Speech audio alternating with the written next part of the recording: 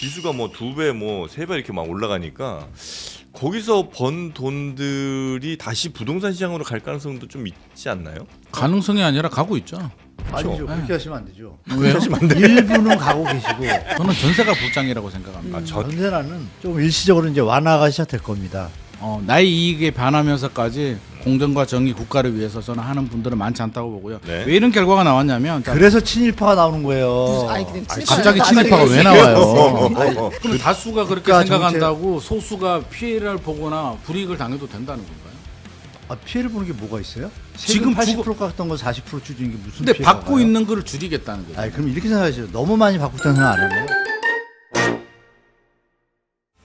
요즘에 부동산 관련된 뉴스들이 또 많이 나오고 있습니다. 서울 지역의 아파트 가격, 특히 뭐 전세 가격이 어마어마하게 오른다는 얘기가 또 나오고 있어서 과연 이 시장 어떻게 우리가 판단해야 되는지 또 앞으로 어떻게 갈 것인지 두 분 모시고 부동산 썰전으로 한번 가보도록 하겠습니다.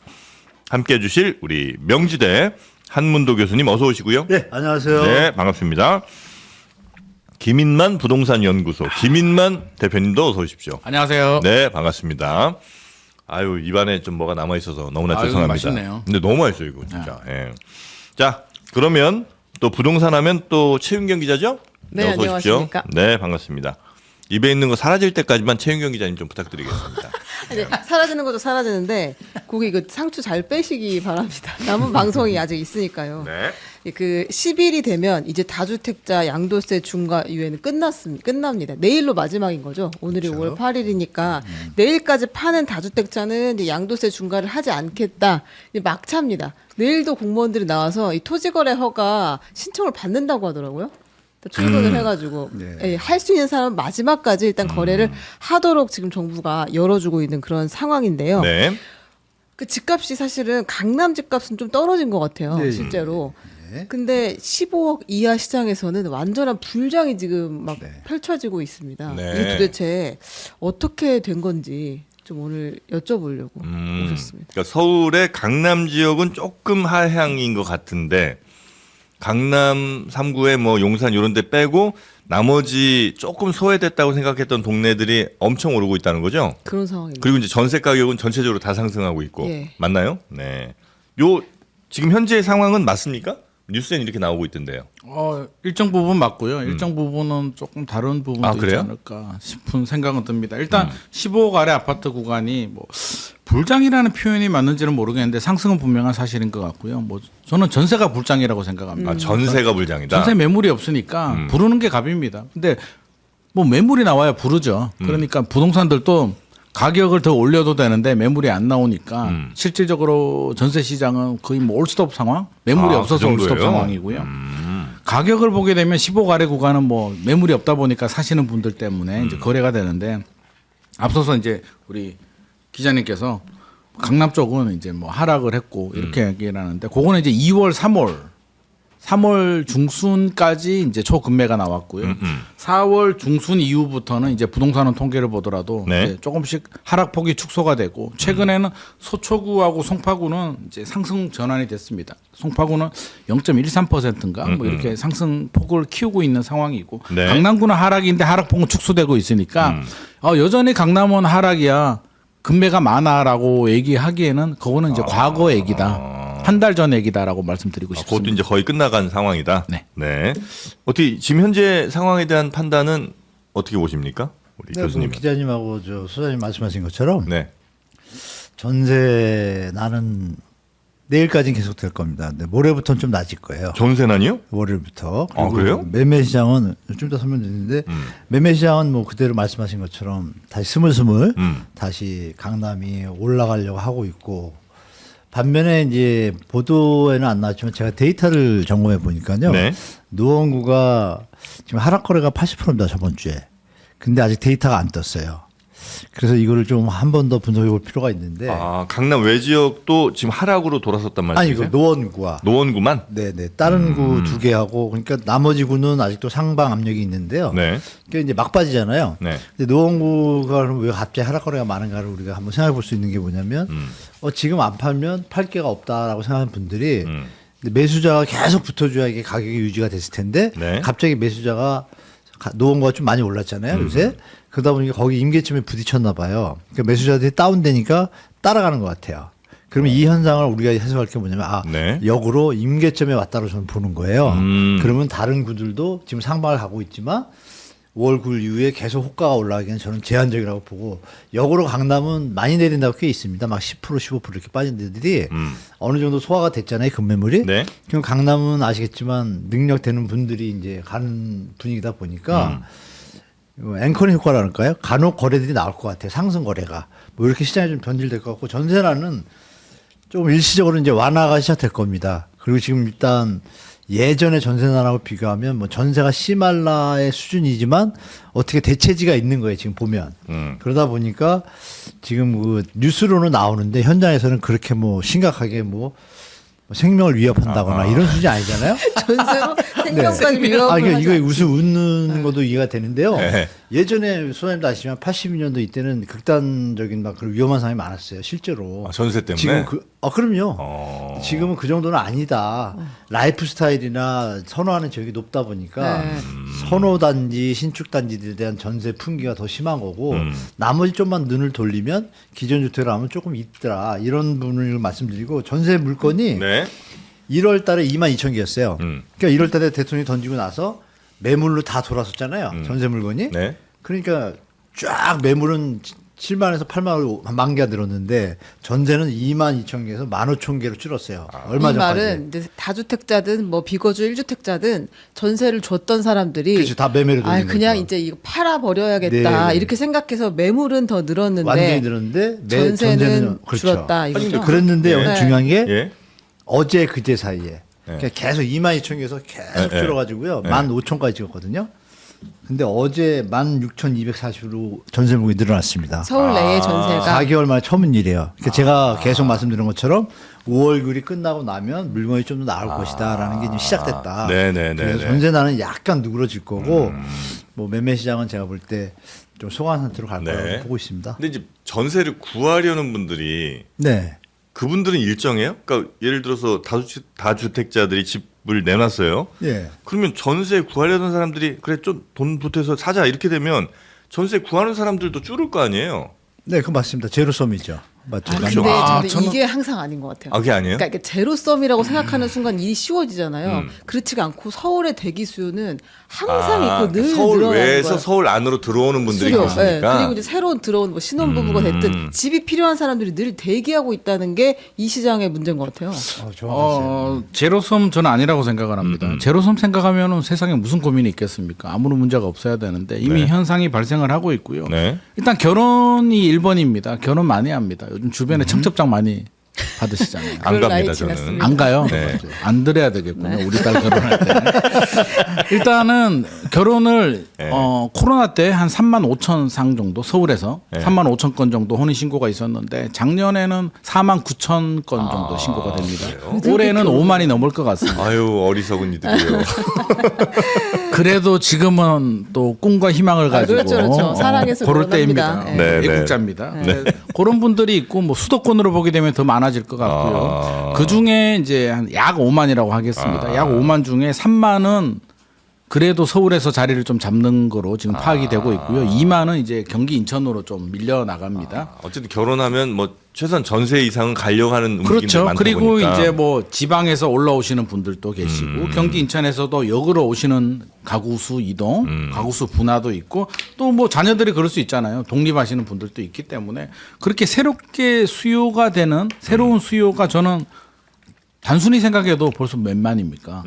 그러니까 모든 게 그대로 있어도 이렇게 수요가 늘어나는데 서울은 멸실주택이 1년에 한 15,000호 정도 연 평균 그 정도 네. 집이 또 없어져요. 재건축 재개발을 하니까. 입주 물량은 작년보다 올해가 줍니다. 작년이 부동산 알리사 통계를 보게 되면 작년이 한 4만 3천 호 정도 약 올해가 한 2만 8천 호인데 그것도 임대 물량 청년주택 다 포함한 물량이고요. 민간 물량은 1만 7천 호 정도로 추정이 됩니다. 입주 물량은 부족하죠. 또 가구수 분화 생기죠. 이런 걸 종합적으로 해본다면 뭐 물론 다주택자들이 집을 팔기 위해서 비워뒀다가 지금 다시 또 임대로 놓을 수는 있겠습니다만 그 정도 물량 가지고 저는 이 가구수 분화 서울의 수요 과잉을 해소하기에는 역부족이다. 그리고 작년보다 올해 입주 물량이 부족하기 때문에 절대적으로 좀 작년보다는 불리한 구도라고 생각을 하고 있습니다. 그래서 이제 그 숫자가 꼭 일치하거나 이쪽이 늘면 이쪽이 줄거나 이렇게 되는 것이 아니기 때문에 계속해서 지금 부족한 상황들은 좀 이어질 거고 앞으로도 더 이건 심화될 가능성이 높아요. 이미 결과가 나오잖아요. 전세 매물이 없고 전세 가격이 올라가고 한다는 얘기가 제로섬이 되면 문제가 없어야죠. 근데 우리 세상이라는 게 네. 이제 서울만의 문제입니다. 서울과 수도권 일부 지역의 문제고요. 전국을 보게 되면 전국은 그렇지는 않습니다. 그렇죠, 그렇죠. 그러니까 우리가 지금 혹시 교수님 말씀하신 것처럼 예를 들어 오늘 그러니까 내일 지나면서부터는 전세 물건이 많이 좀 늘어날 거라는 요 생각은 동의하지 저는 않으세요? 일정 부분 동의합니다. 조금 늘어날 것 같습니다. 조금 근데 늘어나요? 그거 늘어나는 게 지금의 문제를 해소할 만큼의 영향은 아닐 것 대세 영향 같고요. 없다. 집주인들이 팔기 위해서 이제 매물 내놓을 수 있잖아요. 그래서 네. 비워두거나 공실이거나 이렇게 해서 이제 5월 9일까지 트라이를 했는데 안 팔릴 수 있잖아요. 네. 나는 그 가격으로는 도저히 못 팔겠어. 매수자가 원하는 가격과 내가 팔아야 되는 가격. 왜냐하면 양도세 중과세이기 때문에 네. 답이 딱 나옵니다. 중과세로 파는 거 매덕. 지금 기본세율로 파는 게 매덕. 그 사이 정도에서 내가 가격을 내릴 수 있는 룸인데 매수자가 그보다 더 낮은 가격을 원하면 못 파는 거거든요. 안 파는 네네네. 거거든요. 그러면 비워둔 집을 이제 5월 9일 지나니까 못 팔잖아요.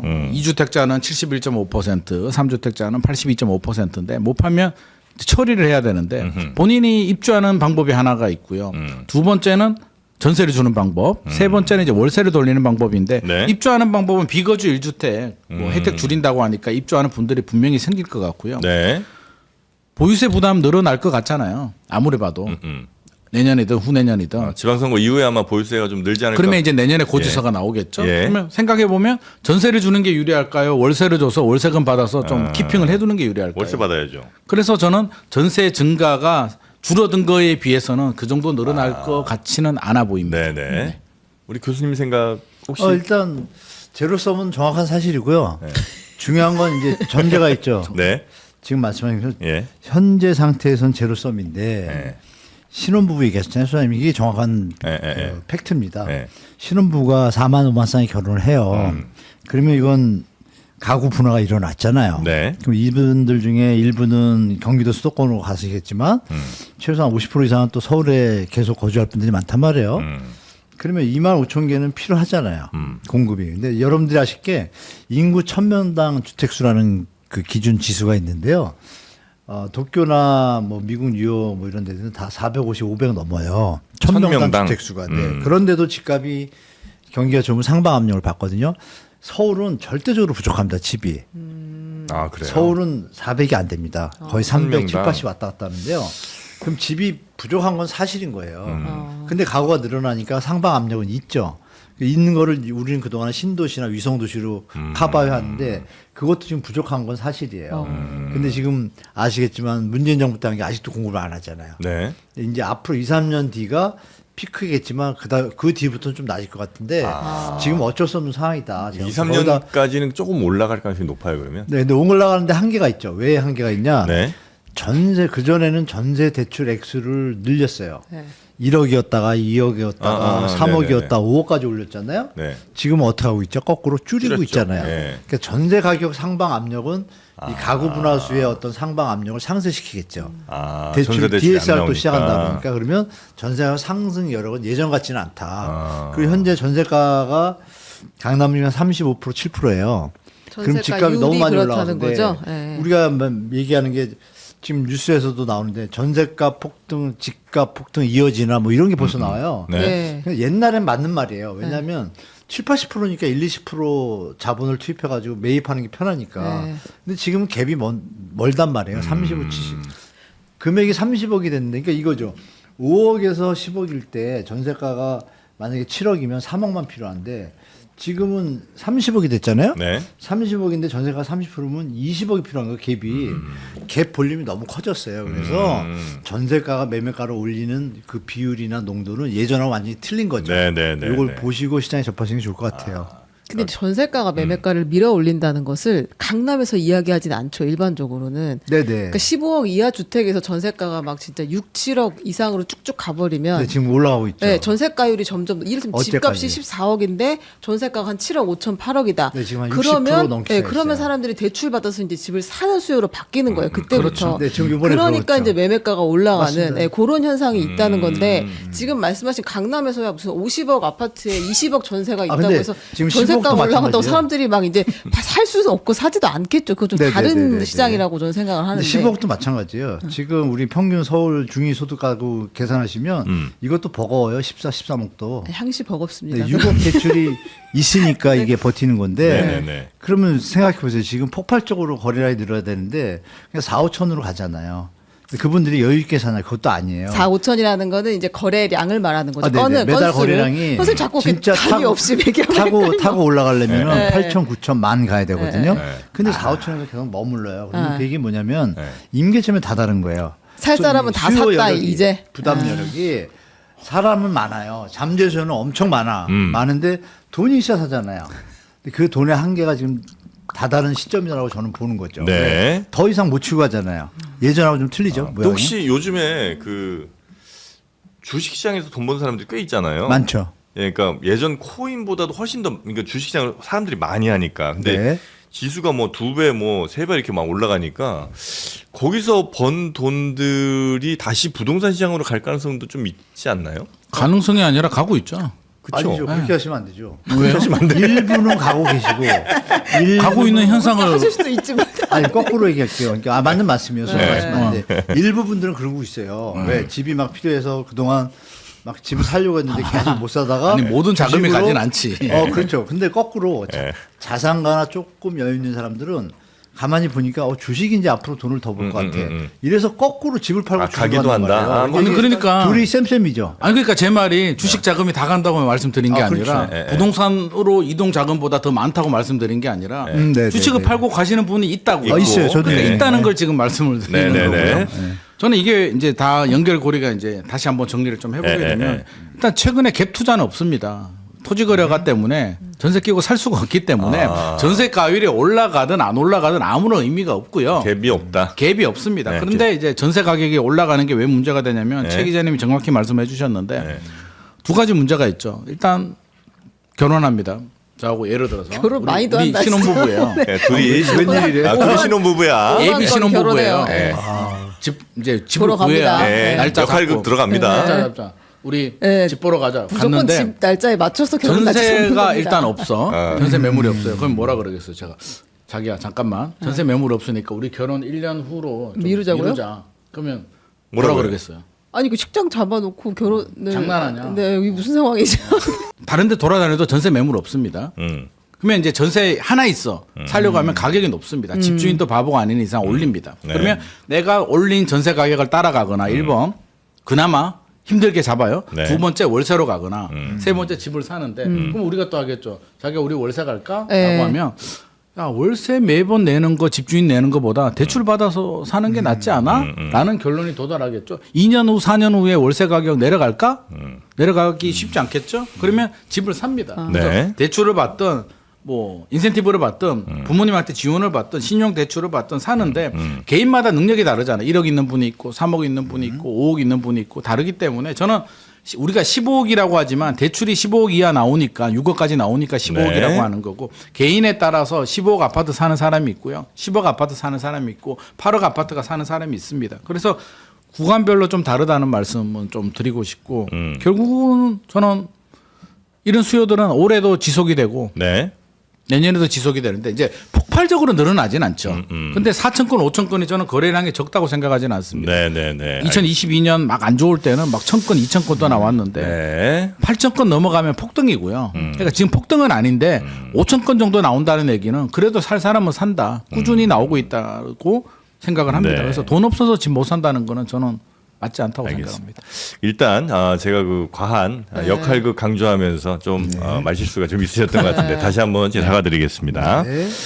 자, 그래서 지금 현재 전세 그 뭐 전세가가 올라가서 집값 올리는 거는 우리 교수님께서는 그거는 현실적이지는 않다. 예전하고 완전히 라고 상황이 다르죠. 보시는 거고 또 자산 이동에 있어서도 역시 가는 만큼 또 오고 있어서 그게 큰 영향을 부동산 시장에 미칠 것 같지는 맞습니다. 않다. 예. 네, 이런 정도로 말씀을 좀 주셨고요. 정부의 정책 예를 네. 들면 지금 뭐 있었죠? 아, 장기? 장기 보유 특별 예, 공제를 그거는 시장에 혹시 영향을 주는지. 요거 이제 지금 우리가 정부가 내놨던 것 중에 하나가 다주택자 그 양도세 중과유예 요거를 폐지한다는 거 종료한다는 게 하나였고 그게 끝나고 지금 정부가 얘기를 가장 많이 하고 있는 것이 장기 보유 특별 공제를 조금 바꾸려고 하는 것 같아요. 근데 물론 당에서 하는 얘기, 정책실장이 하는 얘기, 대통령이 하는 얘기가 조금씩 다 다릅니다. 그래서 뭐가 맞는 말인지는 지금은 모르겠어요. 네. 근데 가장 유력하게 보이는 것은 그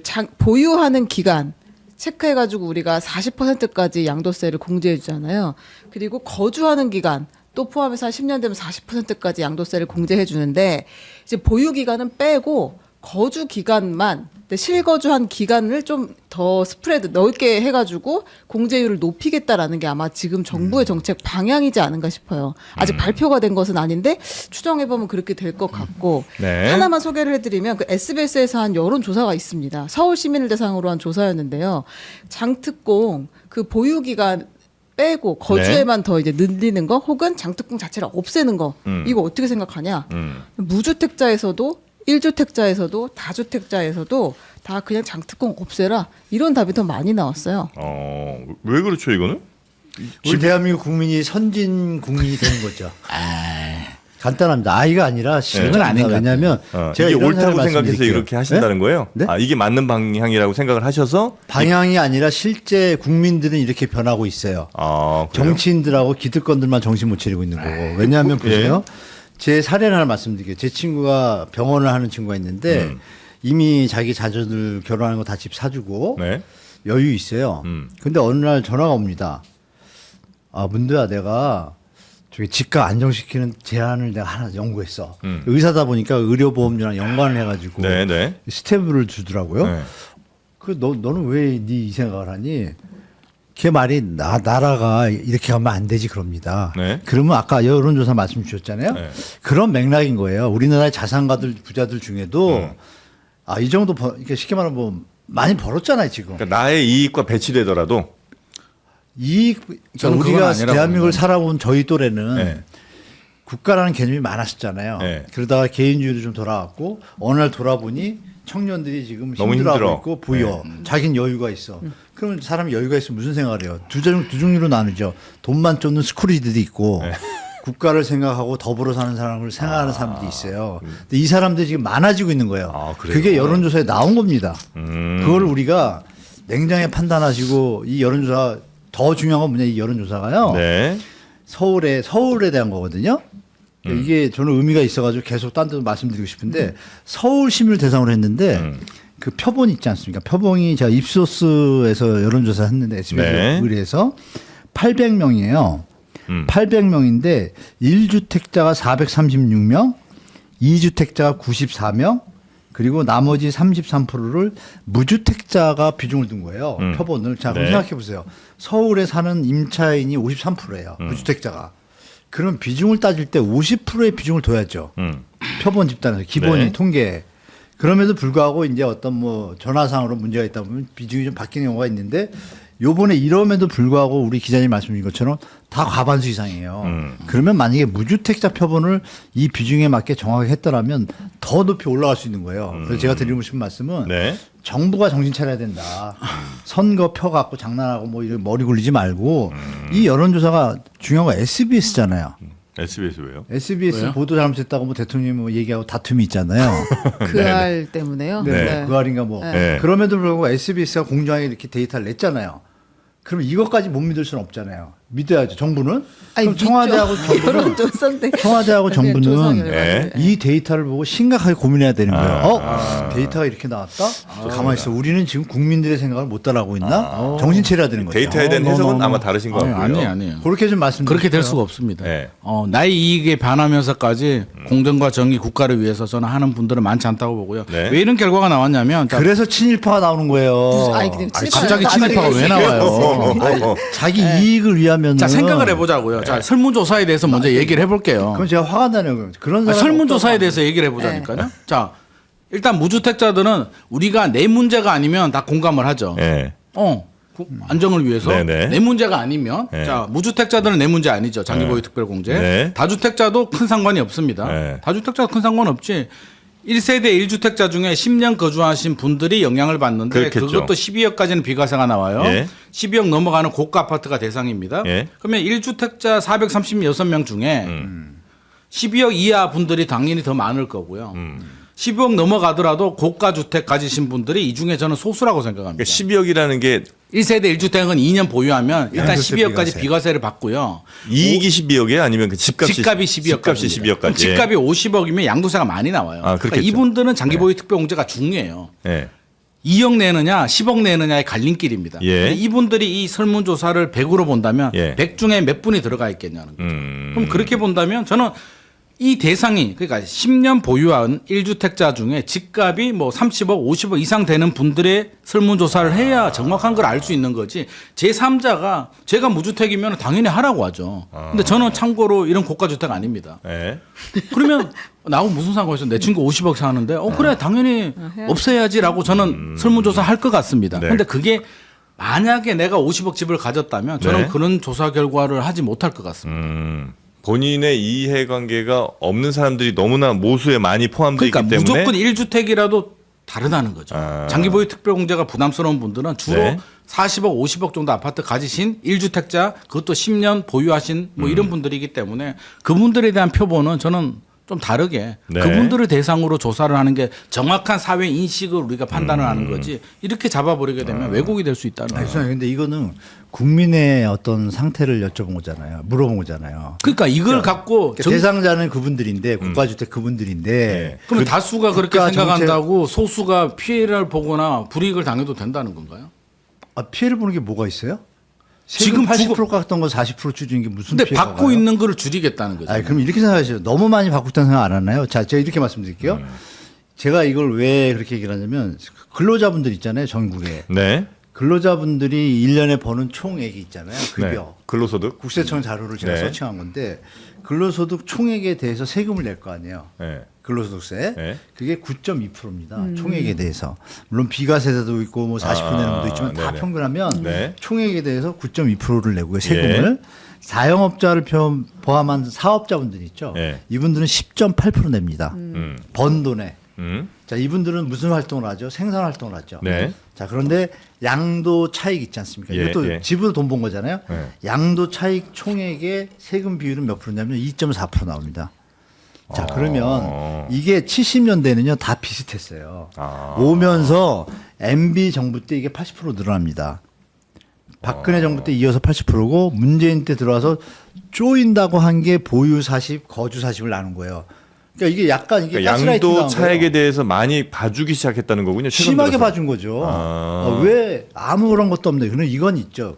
해외에서는 장기 보유를 하면은 세금을 안 받는 경우도 많아요. 예. 근데 우리는 그 부분이 이가 나온 게 뭐냐면 비거주예요. 타겟이 비거주입니다. 네네네. 그러니까 외국은 어떤 개념이냐면 전세가 없잖아요. 그러니까 월세로 자본 수익률에 의해서 시장이 균형된 시장인데 반해서 우리는 국가가 개입을 해서 전세 대출을 늘려가지고 집값을 떠받치고 무위험 자본을 이 비거주 주택 소유자가 누리고 있잖아요. 혜택을. 네. 근데 세금 혜택을 또 받아요. 음.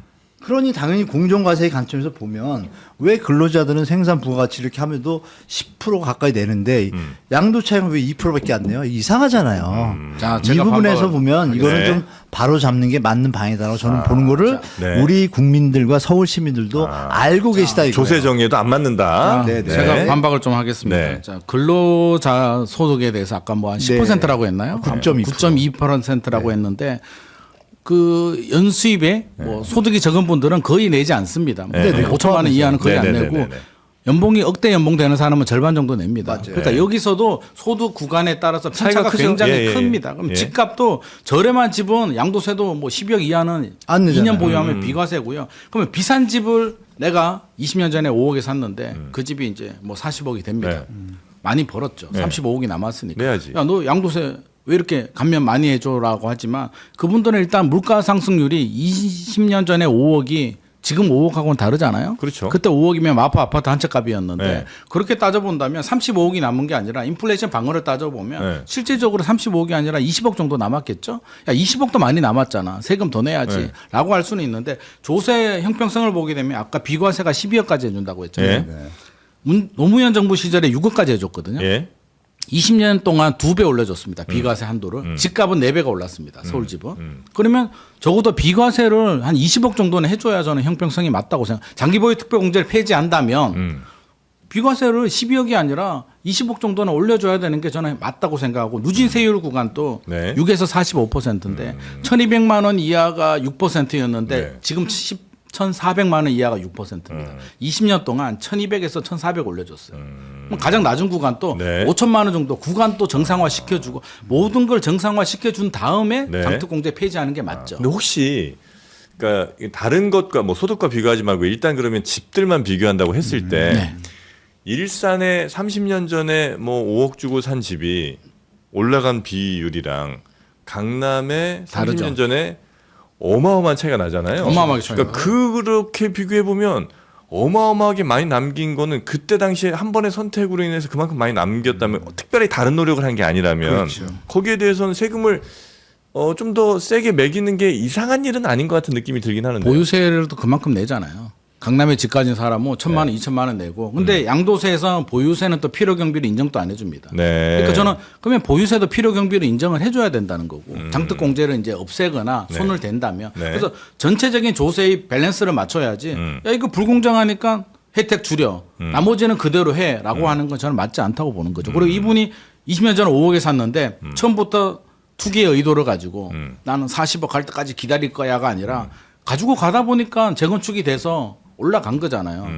집 하나를 가지고. 네. 보통 투기를 하는데 나 10년 후에 10년 보유했다가 10년 후에 나가 얼마 벌어야지라고 생각해서서는 특별한 사지는 않는다고 뭐 봅니다. 특별한 의도도 없었지만 특별한 직장이 강남에 있어서 5억짜리 사신 분들 꽤 많이 그러니까 있거든요.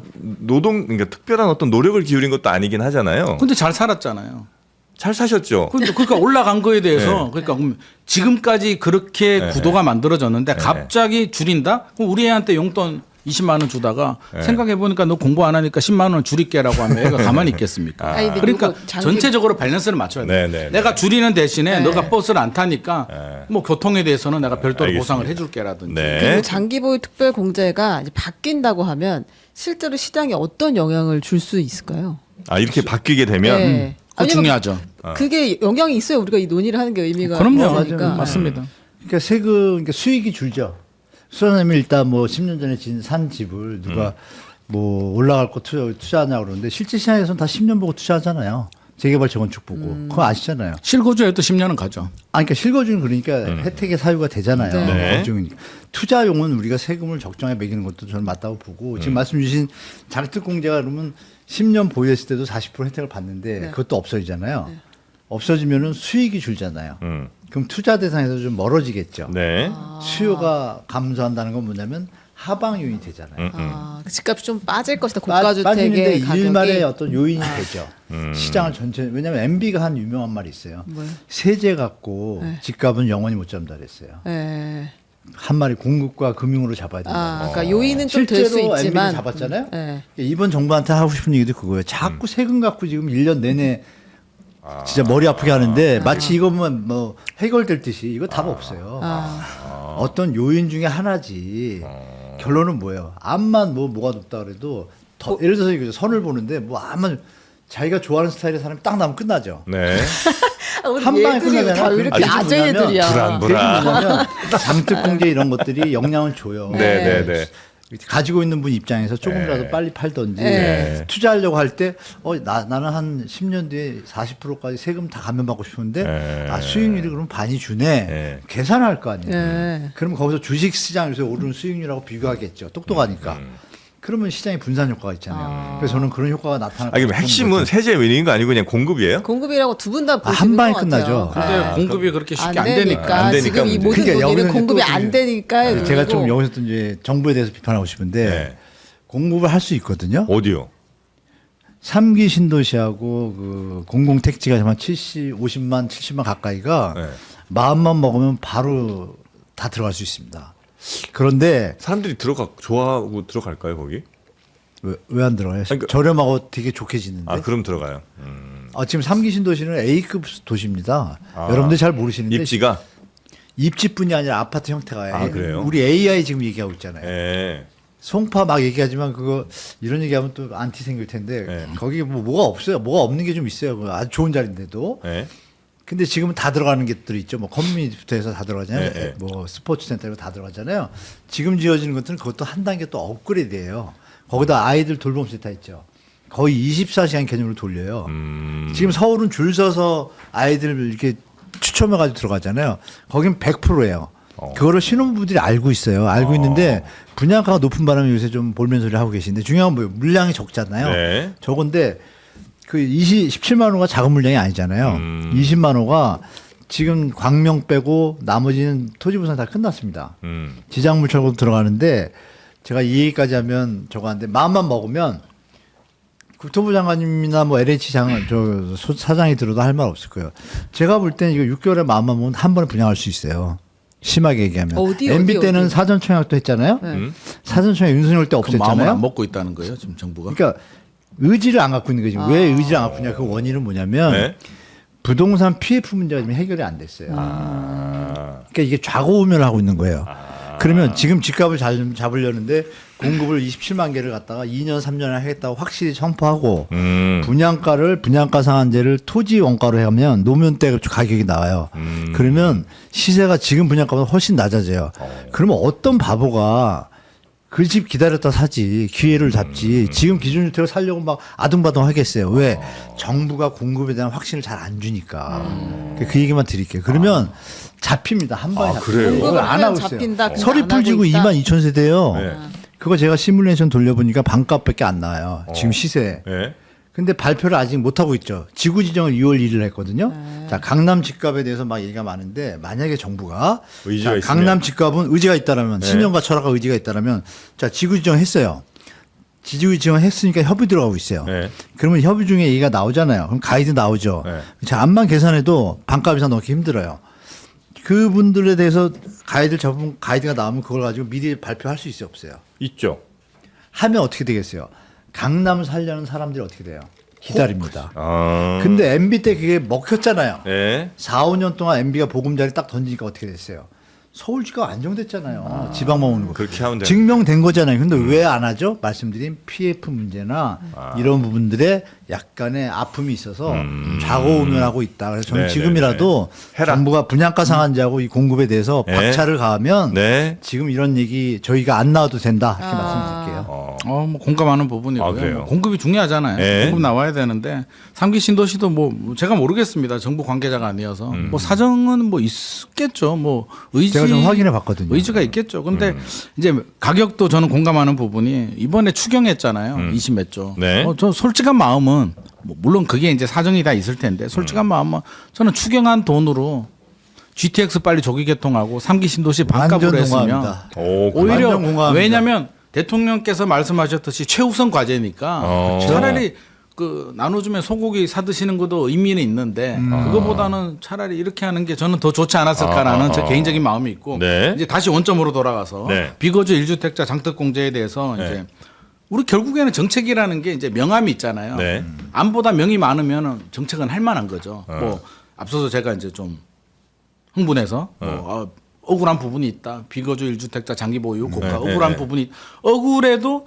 더 큰 뜻을 주택시장 안정을 위해서 추진한다면 의미가 있으면 할 수는 있는데 네, 네. 제가 이 부분에 대해서는 저는 어떤 생각이냐면 그러면 진짜 긍정의 효과가 더 클까라고 생각해 본다면 자 생각해 보죠. 내가 5년 7년 보유했습니다. 좀만 더 있으면 이제 장기. 10년 거주는 안 했으니까 네. 40%는 공제 받을 수가 있다. 갑자기 정책이 바뀐다면 네. 그러면 제가 그 입장이라면 저는 어떤 선택을 할까요? 들어가 세입자 만기가 살아야죠, 되면 그러면. 들어가서 어떻게든 뭐 집값이 비싸다는 게 전제 조건입니다. 비싸지 않는 집은 그런 의미가 없고요. 네네네. 고가 아파트라면 작전이 바뀌었으니까 세입자 보내고 만기되면 내가 들어가서 거주 요건을 채울 겁니다. 왜 채우라고 하니까 이제 시장의 개인은 그렇게 받아들일 겁니다. 팔아라가 아니라 들어가라는구나. 세입자 너 나 연장 안 해주고 내가 들어갈게라고 해서 오히려 매물이 10년 동안 또 잠길 거고요. 세입자는 또 나올 겁니다. 그럼 세입자는 또 어디가 또 돌아다녀야 되는데 집주인이 인천에 살고 대치동 아파트를 가지고 있을 수 있잖아요. 전세 때. 네. 그럼 인천에는 전세가 나오는데 강남의 전세는 줄겠죠. 이 밸런스가 안 맞을 수도 있고. 근데 이제 매물이 나오는 물건들은 어떤 매물이냐면 제가 볼 때 나오는 매물이 있습니다. 네. 고령자들. 네. 이게 순차적으로 적용을 하잖아요. 예. 그러면 내가 나이가 70이 넘었어요. 집값도 비싸. 많이 네. 올랐어. 네. 그러면 이 기회에 그냥 정리하고 그냥 팔고 나가는 외곽이나 뭐 고향으로 가련다. 이런 분들은 정리할 수도 있습니다. 근데 전체적으로 밸런스를 본다면 저는 부작용도 있다. 앞서서 우리가 전세 얘기를 했는데 네. 이렇게 되면 저는 서울이라든지 인기 지역들은 전세 시장이 좀 더 불안하다. 오히려 집주인들이 들어갈 생각이 없었는데 네. 자기가 들어가게 되면서 전세 시장에 또 한번 자극을 줄 수도 있다고 생각합니다. 알겠습니다. 지금 서울 내 비거주 1주택이요. 그 83만 호로 나오더라고요. 그 서울에 자기 집이 있는 사람이 270만 정도 되는데 맞습니다. 개인 소유가 네. 대부분 190만은 자기 집에 자기가 살고 있는 거고 지금 다른 사람에게 세를 주거나 뭐 이렇게 하는 사람이 80만 정도가 된다고 해요. 정권의 아마 다음 타겟은 이 비거주 1주택자가 되는 것 같아요. 지금 보면. 그럼 이 사람들이 자기 집으로 들어가게 하는 요인이 될 것인지 네. 아니면 이제 팔고 집값을 조금 안정하게 하는 요인이 될 것인지는 좀 두고 봐야 돼. 아니 그러니까 두고 볼 필요도 없는 게 생각해 보면 서울은 토지 거래가요. 네. 대출도 안 나와요. 네. 우리는 팔고 살 수 있으면 언제든지 합니다. 네. 지금 서울 집을 팔면은요. 네. 못 사요. 전세 끼고도 못 사고 대출도 안 나옵니다. 그 집을 쉽게 판다? 정부의 정책에 따라서 공정과 정의를 위해서 판다라는 판단을 기대하기 개인이 어렵다. 많이 하기는 쉽지 않겠다라는 생각은 듭니다. 좋습니다. 시간이 좀 다 돼서 그러면 결론적으로 벌써 다 됐네요. 네. 결론적으로 5월 9일 이후에 내일 이후에 매매 그다음에 전세 어떻게 가는지 간략하게만 좀 한번 말씀해 주신다면 매매는 일단 한 달 정도 소강 상태 갈 것 같고요. 매매는 한 달 소강. 네, 그 소강으로 갈 이후로는 것 같고요. 그 이유는 이제 추석 전에 소연도 잘 아시지만 정부가 추가 대책을 아마 낼 겁니다. 그 대책이다. 그거에 따라서 좀 시장이 안정 효과는 있지만 아까 근본적인 네. 서울에 근본적으로 집이 지금 모자르잖아요. 그거 이 부분에 해결하기. 대한 명쾌한 해답이 없으면 상방 압력은 좀 존재할 것 상방이 크다. 같습니다. 매매는 그렇고요. 전세는 전세는 약간 풀리지만 아까 소장님 명확하게 답을 주셨어요. 네. 이 그 제도 때문에 그 나오는 물량이 생각보다 적을 수 있어요. 그래서 선호 단지들은 매매 전세 가격이나 매매 가격이 상방 압력이 더 세질 수도 있어요. 반면에 좀 풀리는 데 있잖아요. 네. 거기 이제 좀 하방 거기 압력으로 좀 하방 가겠죠. 압력이 이게 있고. 가격대별로 이제 시장이 좀 달라지는 거죠. 네네네. 네네. 그렇게 이제 봅니다. 보고 계시고 뭐 저도 일정 부분 동의하고요. 네. 저는 당장 폭등은 안 생기라고 생각합니다. 집주인들이 매물을 회수하고 이제 호가를 올리잖아요. 네. 못 파니까 중과세 가지고. 근데 매수자들이 2월, 3월 뭐 금매물 맛도 받고 대출도 안 나오기 때문에 네. 저는 8월까지 보합 보고 있고요. 강남권의 고가 아파트는 일단 눈치 작전이고 8월까지는 보합. 예, 여름 휴가도 있으니까 네. 휴가 갔다 와야 되고 네. 9월 추석이 터닝 포인트가 될 겁니다. 그러면 네. 정부는 9월 추석 전에 어떤 대책을 불안 심리를 잠재울 만한 대책이 나와주면은 안정이 될 거고요. 그게 안 되면 다시 또 불안이 질 수는 있습니다. 전세 시장은 여전히 불안하리라고 보고요. 네. 15억 아래 전세 시장이나 매매 시장은 올라. 저는 이거하고 별로 상관없이 계속 불안정하리라고 생각을 하고 있습니다. 한마디만 더 드릴까요? 네네. 제가 아까 말씀 중에 우리 국민 여론조사에 대해서 네. 선진국이다 그랬는데 네, 네. 소장님이 이제 그 소유자 변을 드시니까 제가 친일파다 말했잖아요. 요즘 과격해서 사과드리고 중요한 건 뭐냐면 다시 한번 우리 시청자분들한테 드리고 싶은 말씀이 여론조사를 우리가 좀 의미 있게 좀 받아들이자. 우리 의병들이라는 게 왜 있었고 독립이 된 일을 우리가 생각해 보면 네. 이제는 우리가 선진국 들어갈 때 됐잖아요. 네. 그거 한번 우리가 좀 마인드를 한번 컨트롤하자 좀 말씀드리고 싶습니다. 네. 알겠습니다. 자, 오늘 부동산 썰전은 이 네. 정도로 마무리하고요. 부동산도 잘, 전셋집도 잘 비교하고 선택하시잖아요. 이사하시게 되면 인터넷도 필요하고 휴대폰도 가르실 수도 있고 정수기 같은 경우도 새로 설치하실 수 있는데 이때 1670-2571번 비교원과 상담하시고 최대 128만 원의 현금 혜택도 받아가시기 바라겠습니다. 효과음이 매우 좋네요. 네. 자, 두 분 대단히 감사하고요. 네, 고맙습니다. 또 뵙겠습니다. 고맙습니다. 네, 감사합니다. 감사합니다.